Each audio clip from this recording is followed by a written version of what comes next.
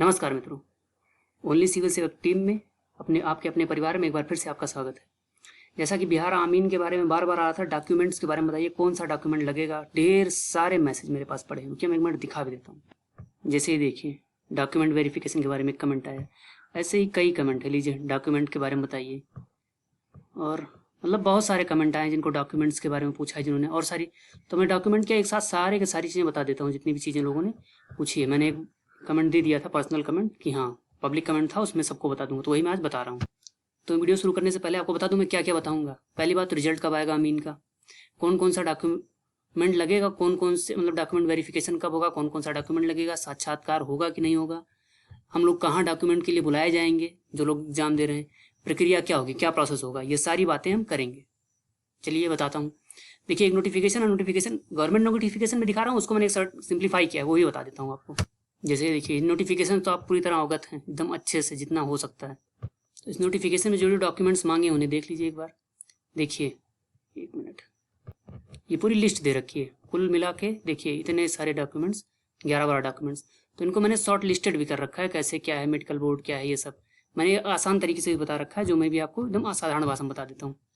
एक जरूरी बात, आखिर मैं क्यों इसको बता रहा हूँ, उसका एक कारण है। देखिए, जैसा भी है कि अगर आपका इंटरव्यू के तहत जब आपका डॉक्यूमेंट वेरिफिकेशन का मूल प्रमाण पत्र, अभिलेख आदि सघनता से जांच की जाएगी, अगर नकली कुछ भी मिलता है इसमें से, तो फिर उम्मीदवारी तत्क्षण रद्द कर दी जाएगी। इसका मतलब समझ रहे हैं ना, कि आपको नौकरी नहीं मिलेगी, कानूनी कार्रवाई तक की जा सकती है इसमें। इसीलिए कृपया ध्यान दें पूरी बातों पर।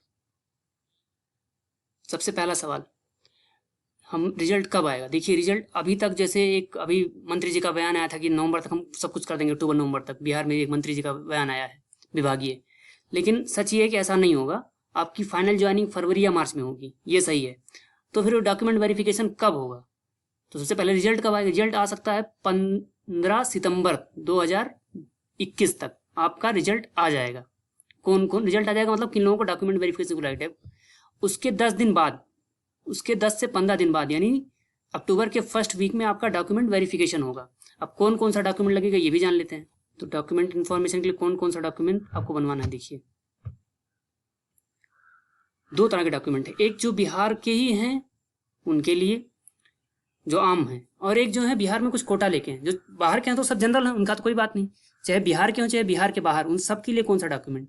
देखिए, हाई स्कूल की आपको मार्कशीट चाहिए, सर्टिफिकेट चाहिए, एडमिट कार्ड चाहिए। बहुत पहले अगर आपने बोर्ड्स किया होगा 2012-10 के टाइम स्टेट बोर्ड से, तो सर्टिफिकेट और मार्कशीट अलग होगी, और अगर सीबीएसई या आईसीएसई से किया होगा, दोनों एक ही होगा। अब सबसे अच्छी बात क्या है, इसमें एडमिट कार्ड चाहिए, यही समस्या है। अगर आपके पास भी समस्या हो तो बताइएगा, इसका सोल्यूशन आपको बताया जाएगा, तो आप कमेंट में लिख दीजिएगा। दूसरी चीज़, यही चीज़ इंटर का भी चाहिए। इंटर का सर्टिफिकेट चाहिए, मार्कशीट चाहिए, एडमिट कार्ड चाहिए। अगर आपके पास एडमिट कार्ड ना हो या ऐसी कोई भी समस्या डॉक्यूमेंट्स रिलेटेड, तो आप बताइएगा। करेक्टर सर्टिफिकेट, अब करेक्टर सर्टिफिकेट कौन सा चाहिए। करेक्टर का मतलब क्या, क्या आपको जिला से लेना है अपने, या कहीं से, कहाँ से लेना है करेक्टर सर्टिफिकेट। तो करेक्टर सर्टिफिकेट आपने जहाँ से अंतिम बार पढ़ा है, जैसे अगर आपने ग्रेजुएट किया तो कहाँ से ग्रेजुएट किया है, तो वहाँ से जाइए। आप 2 साल 4 साल 6 साल हो गए, उससे कोई मतलब नहीं है। वहाँ जाइए, वहाँ से आप करेक्टर सर्टिफिकेट बनवा लीजिए कि हाँ यहाँ से हमने किया और ये सब है। आपने ग्रेजुएट के बाद मास्टर की डिग्री ली है, एमए, एमएससी, एमटेक, बीटेक, मतलब एमटेक नॉट बीटेक, बीटेक तो ग्रेजुएशन में आएगा, तो आप वहाँ जाइए, वहाँ से अपना करेक्टर सर्टिफिकेट ले लीजिए।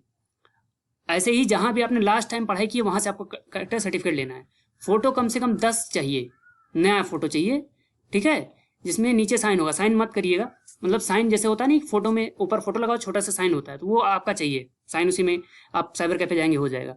और 5 फोटो ऐसी रखिएगा जो आपने किस में लगाई है, अपने फॉर्म में लगाया था, आपके एडमिट कार्ड पे जो आया था, वो फोटो आप 5 अपने साथ रखिएगा, कि आप बाय द चांस अगर वहाँ मान लीजिए वेरिफिकेशन में दिक्कत हो तो आप तुरंत दिखा सकें, क्योंकि वहाँ बहुत बहुत बहुत नौटंकी करते हैं, बहुत नहीं बहुत ज़्यादा नौटंकी करते हैं। इस बात का ध्यान रखिएगा, ये अनुभव इसलिए बता रहा हूँ। दूसरी चीज़, ये तो आपके लिए बहुत ज़रूरी है। अब इसके बाद और क्या क्या चाहिए, इसके बाद ऐसे लोग जिनको किसी तरह के आरक्षण का फायदा हो रहा है, जैसे कोटा धारक के लिए क्या क्या चाहिए, इनकम सर्टिफिकेट। इनकम सर्टिफिकेट के बारे में 2 बातें ध्यान रखिएगा, बहुत जरूरी। एक तो ये नोटिफिकेशन 2019 में आया था, तो आपके पास 2019-20 का आय प्रमाण पत्र होना चाहिए उस समय का।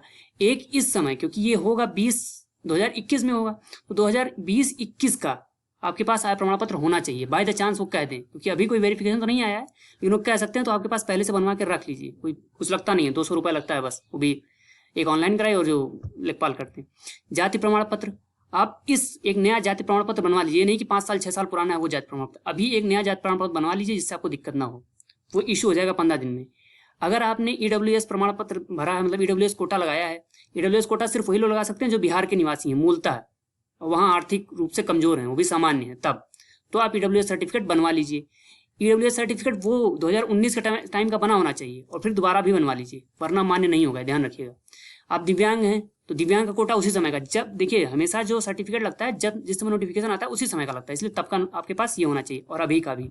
सर्विसमैन कोटा, सर्विसमैन कोटा ऐसे हो सकता है, ये प्रमाण पत्र देखिए, राज्य के अधीन अनुभव पर अमीनों द्वारा अनुभव के अंकों का गणना और नियंत्रित पदाधिकारी आपका एसडीएम होता है, तहसीलदार होता है, एसडीएम होता है, तो उसके अनुशंसा पे होगी। तो ये प्रमाण पत्र कुछ इस तरह से बना होगा, सारे दिनांक और सब कुछ दिया होगा, कब से कब तक। देखिए 2-4 बार क्यों दिया हुआ, 2-4 बार इसलिए दिया हुआ क्योंकि कई बार होता है कि लोग छुट्टी ले लेते हैं, कई तरह की छुट्टी होती है, जैसे कई लोग तैयारी कर रहे होते तो छोड़ के तैयारी ले चले जाते हैं, मेडिकल के लिए चले जाते हैं, तो ये जो बीच बीच में गैप है वो सब आपको भर देना है, बस ये आपका प्रमाण पत्र होगा। और सर्विसमैन का कोटा हो गया, अमीन एक्सपीरियंस अगर आपके पास, तो अमीन का एक्सपीरियंस किस लिए होना चाहिए, वो जो नंबर एक्स्ट्रा मिलते हैं उसके लिए।